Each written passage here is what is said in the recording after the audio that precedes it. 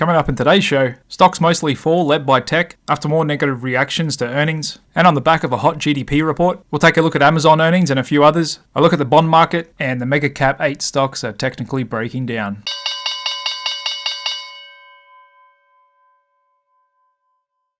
Hey, what's up everybody? Welcome to the Click Capital Daily Market Show. I'm your host Jared, and another interesting day on Wall Street. Stick with me, I'm going to get you all updated on the latest news, data and charts. And there was quite a big rotation in the market today, as we have seen a lot of weakness lately. However, we were led lower today by all the mega cap techs after we get in a few of their earnings. And we just got Amazon earnings, which I'll get into a bit here. And there was a bit of a rotation into some of the defensive names, like Verizon up 2.3%, NextEra Energy up almost 2%, bit of a bounce back in the REITs and financials, especially the regionals today, had a good day. And I'll show you all the price action for that a bit later on. First up, let's just start with a look at Amazon, who's just reported earnings. And we're getting past the halfway mark in mega cap tech earnings reports. And similar to the other ones that have reported, Amazon's still growing a bit as well. They said third quarter revenue grew 13%. And profit was up significantly from the same quarter last year, 94 cents versus 28 cents. And just looking at AWS, their cloud business grew 12%. It was actually a lot lower than Google's cloud business, which grew 22%. The market sold them off heavily because of that. And so just looking at the daily price action in Amazon, we had a bad day yesterday on the back of Google's earnings, finishing down 5.5%. We fell another 1.5% in today's regular session. And just taking you down to the 5-minute chart of after hours, we initially popped up almost 5% on the back of the earnings report, then gave back all those gains, and just now, as I'm speaking, it's climbing again 2%, so a bit volatile here. And we'll come back to this at the end of the video to see where we're trading in the post-market. However, so far, it looks like a bit of a similar reaction that we got to Meta yesterday, who really blew out estimates and came in with really good numbers. We traded up almost 5% again, but then gave it all back. And just looking at the daily chart here of Meta, we gapped down and sold off again. Was a bit of a dip buy, but it still finished the day down almost 4% and coming off a bit more after hours as well. Also out today was MasterCard with their earnings, the second biggest credit card provider in the world, who along with Visa pretty much operate a duopoly, who both have enjoyed significant pricing power for many years now. They also saw transactions grow 15% for the third quarter, with EPS coming in at $3.39 a share compared to $2.58 a share a year earlier, and above what the street was expecting at $3.21. So still pretty good growth and beats there. However, the market reaction was pretty negative, down 5.62% today, in another negative reaction to a good result. We also just got earnings out from Ford, and they actually missed Wall Street expectations and withdrew their guidance. They reported 30 cents a share in earnings, coming back from a loss the same quarter ago, 21 cents a share, and revenue rose 11%. They did come in a bit lower on EPS versus the street, and the market didn't like that. We're off 4.4% post hours. Contrasting the others, we've got earnings out from Intel, who looks to be potentially turning things around after having a couple of rough years, at least in the eyes of the street, because their revenue and profits are still down year over year. But we're getting a good reaction post-market here, up 7.3%, just taking you down to a 5-minute chart. That's gapped up and held. However, just taking you out to a monthly chart of Intel, we can see that's really been beaten down since 2021, gone from $68 a share all the way down to $24 a share. And looking at my stock fair value indicator, this still appears to be a little under fair value. So there might be some value buyers coming into this today, like there are a few other names in there, which I'll get into a bit later on. Okay, moving on from earnings for a little bit. There's still a few other earnings stocks I'll come back to later on. But for now, let's look at the most important piece of economic data we got today, the GDP growth rate of the US economy, which looks at the total amount of products and services sold. In the third quarter, that rose at a 4.9% annualized rate, coming in well above expectations of 4.3% and a lot higher than the 2% we saw in the first and second quarter. You could attribute a lot of that to some late summer spending by consumers, a whole lot of government spending as well after they raised the debt ceiling and sold a ton of bonds. But nonetheless, another sign the economy is still holding up, and that should help the bulls get excited about the possibility of a soft landing. And there's a look at the 1-year chart of the quarter-over-quarter GDP growth rate. You can see that's breaking out over the past year, and just looking at a 3-year chart, it's the highest since March 2022, after we pretty much finished that big bounce back from COVID, which saw that sharp and fast recession. So that's got a lot of people, including Treasury Secretary Janet Yellen, saying the US economy is likely to have a soft landing with very good incomes. And she said said on the back of recent economic data, there's a lot to be pleased about. She highlighted a good, strong consumer spending. She doesn't expect growth to continue at the red-hot pace set in the third quarter. However, she forecasts it'll land roughly around 2.5% for the year. And she went on to say, you don't really see any signs of recession here. And that's got others saying the economy is defying gravity, with JP Morgan saying the no recession trade is to buy high-yield bonds. They went on to say, we really like US high-yield bonds. US high-yield is a no recession trade. A soft landing is no recession. It's also higher for longer, and a high yield instrument yielding 9% is really attractive. And just taking you to a long-term monthly chart of the most popular high yield corporate bond ETF on the market, HYG, we can see that's come off a lot with the bond market over the last year and a half. And we're now trading down to the bottom of the range we've seen over the last 15 years. And even on a trailing 12-month TTM basis, it's showing a yield of 6%. However, at current levels, that's likely to be much higher going forward should treasuries stay elevated. And so JP Morgan's theory is, if the economy doesn't go into a hard recession, then a lot of these corporate high-yield issuers shouldn't default and keep paying their bonds, which will help keep stability in the price of this ETF. And if we go into a soft landing, then the Fed will cut rates, and that's a big tailwind for the bond market. So I can see their point here, and with how technically oversold we are, that high-yield bonds could be appealing here in a no recession and soft landing scenario as well. And so there's a lot of bulls out there who are saying this is a good buy the dip opportunity for a year-end rally, and it is the start of a seasonally bullish period where usually the market can bottom out late October, and Q4 of a pre-election year with an incumbent is always positive. And so even though we've got risks of things spilling over in the Middle East, some are even saying stocks will rally sharply when Israel's ground invasion of Gaza kicks in. And that's TJM Investments Managing Director Tim Anderson, who says the history of these Israeli conflicts is that they don't really go on for very long, and I think that the market is on edge here. He said it seems a little funny to say it, but when the ground war into Gaza does start, I think that's when the market will rally sharply, because that would be a signal to the market that it's going to be very sharp, very quick, and then we're going to be at the end of it. As long as the market can see light at the end of the tunnel, it will applaud the beginning of that action, which is definitely an interesting take, and I'm not so sure about that, because Iran and other militant groups like Hezbollah have warned that if Israel does go into Gaza, they will respond and open up new war fronts, and that could get oil spiking up, which wouldn't be good for stocks right here. On the other side of the coin, we've got top economists Mohammed El-Iran saying strong GDP growth isn't a sign the US has escaped the recession, and interest rates are a big headwind to economic activity. Said on the back of this hot GDP report we got, what we should not do is take this as a signal of the all clear for 2024. As you know, I've always pushed back on the notion that we would have a recession in 2023, but I'm a little worried about 2024. He pointed to the rundown in savings, and he's also pointed to treasury bonds are losing their status as a safe haven asset, because even with the turmoil in the Middle East, yields have still climbed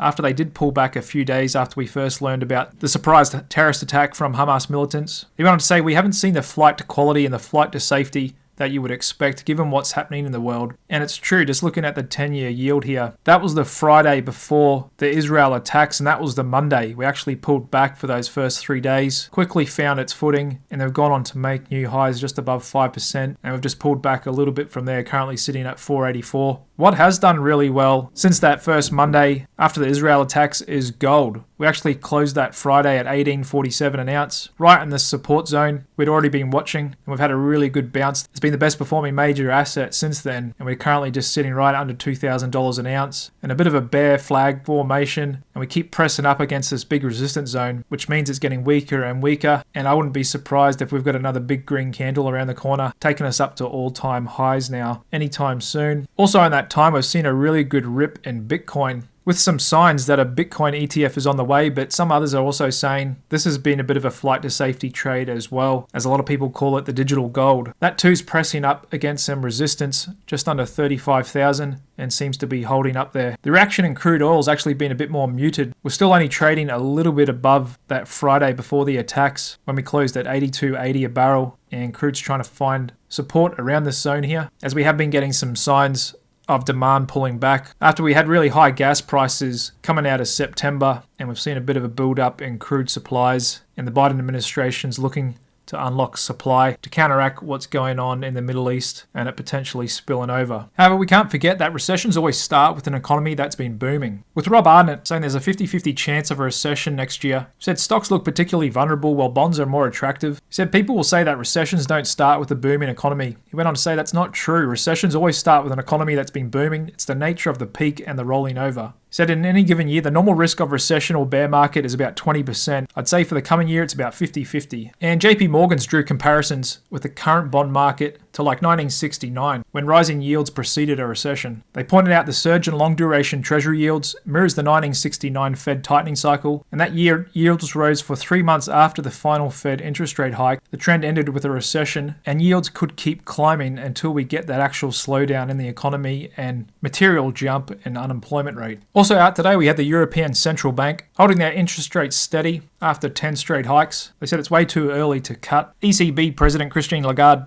said inflation is still expected to stay too high for too long, and the Eurozone is already largely in a stagflation scenario. We've got a lot of contracting sectors like manufacturing, a lot of GDP slightly negative, and core inflation rates at 4-5%, even higher in the UK as well. So for now, they've kept their interest rate at 4.5%. And just looking at economic data we got out today, a pretty big jump in durable goods orders, coming a lot higher than expected, month-over-month growth of 5.8%. There's the GDP coming in at 4.9%. And jobless claims pretty much came in as expected, showing the jobs market still holding up, and the amount of transactions in real estate continues to contract, pending home sales down 11% year over year. And to finish out the week, we got some PCE and personal income data coming in tomorrow. Not much change in Fed fund futures, still given a 1 in 3 chance the Fed will hike in January, and I think they're pretty much in line with how the Fed thinks as well. They want to be done, they think they're done, but the window is still open for another rate hike should we see CPI keep ticking up above expectations. And the market's still on knife's edge here, with the fear and greed index coming into the extreme fear zone. This sell-off could get a lot more worse. It does have more room to run on the downside. And corporate insiders are still not showing up to the party. Only 37 purchases yesterday. However, they have pulled back their sales into this dip. So they're not selling too much down here, as they often like to sell the rip, but they're not buying the dip either. And just looking at my institutional buying percentage indicator, that is still neutral at 50%. The S&P oscillator just above 40, hovering around this oversold zone here. Here we are on the S&P 500 coming down into this big support zone we've been talking about for a while now. Getting down to 41.27 today. Got a bunch of support around this 4100 level. Starting to show signs of getting a bit technically oversold here. However, things are still sliding and could get worse before they get better. And something interesting today I just wanted to draw your attention to. Just updated my watch list here with what I call the MegaCap 8. And that's Apple, Microsoft, Google, NVDA, Amazon, Tesla, Meta, and Netflix. And just zooming out, we can see they've all, as a group, had a pretty good year. In fact, come the 19th of July, as a group, they were up 100%. Pulled back a bit since then.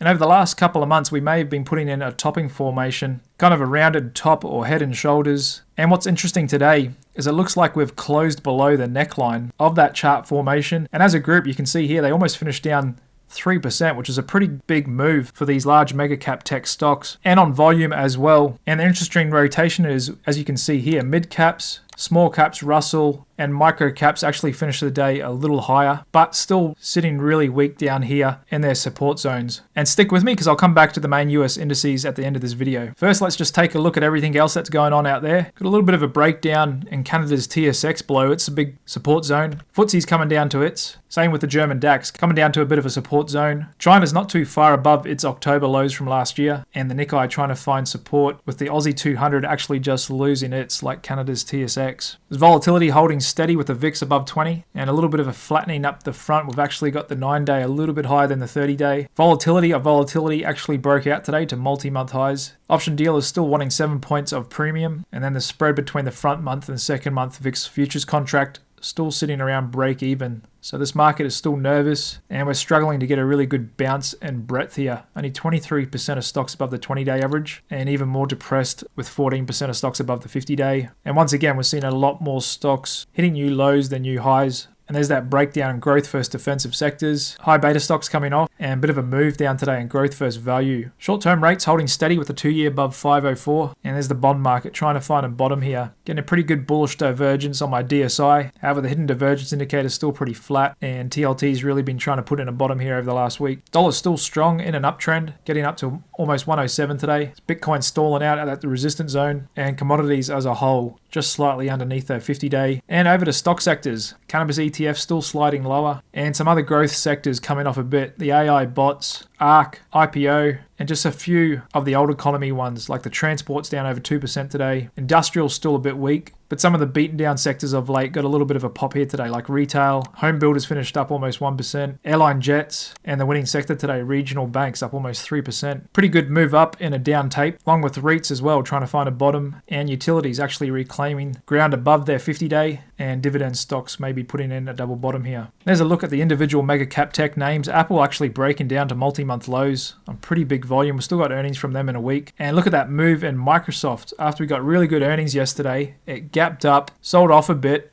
but today was just a huge reversal candle closing that gap and finishing lower than before its earnings, down almost 4% today. Google got whacked yesterday and slid another 2.6% today. And there's NVDA right on the cusp of closing below its neckline of this head and shoulders pattern. And this is the lowest close we've had since 2 earnings ago when we got that big 24% gap up. And so this could be on the edge of breaking down. And just a quick update on Amazon, we're actually doing well after hours, up 4.6%, and we'll see whether that can hold in tomorrow's regular session. There's Tesla breaking down again, looking pretty weak here, finishing near its lows, down over 3%. So good chance we're going to break through 200 maybe tomorrow going into next week. On the back of their weaker than expected earnings last week and compressing margins. And there's Meta coming out with those blowout numbers yesterday. It's actually getting sold off really hard this morning, but managed to find some ground.